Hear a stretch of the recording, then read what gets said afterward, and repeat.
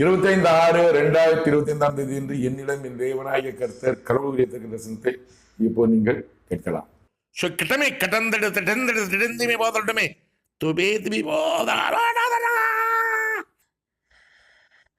உலகத்தின் அதிபதியானவன் உலக ஜனங்களுக்கு விரோதமாகவே உலக ஜனங்கள் வேதனைப்படுவார்கள் மரணத்தினால், கொடிய மரணத்தினால்.